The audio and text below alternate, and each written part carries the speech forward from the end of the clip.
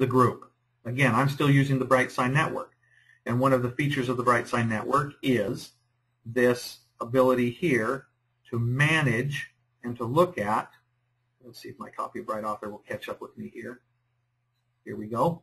On the Manage tab, I can see my groups of players. I have no players in this group, but I do have a player in this group. It's Ray's office, a player that's sitting in my desk. This player is happy. It's in a happy place. It's checking in and running as it should. It's supposed to check in every 5 minutes. It last checked in at 3 minutes after 10 this morning. You can see here that it's July 5th at 10:03 California time.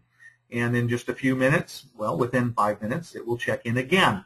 When it does, it will learn that it should no longer be running this presentation that I call Wagner Fades, but instead should run a Ray's bogus presentation.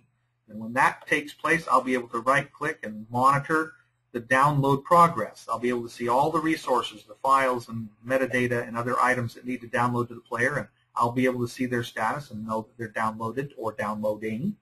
And when the player actually begins to run the presentation, the active presentation here will switch from Wagner Fades to Ray's bogus presentation. But at a glance here, I can see that this player is alive and well. It's checking in as it should. In fact, I'll do a quick refresh because it should have checked in again by now. Not quite. It's going to check in here any minute, probably within the next minute or so. We'll come back and look at that perhaps later.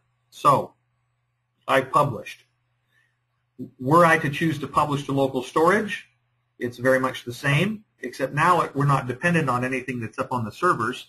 Here are all the projects that I could publish from, and I can simply say publish and write them out to the SD card that I have put in my player and walk that SD card over to my player, and away we go.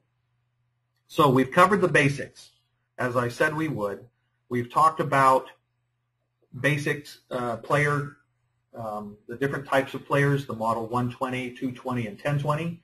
We've talked about installing BrightAuthor software, configuring the application, and configuring a player for first use. We've talked about building our first presentation, and we've published our first presentation. Those are the topics we intended to address in today's webinar. I really appreciate that you took the time to join us. I hope that this presentation was helpful and productive for you.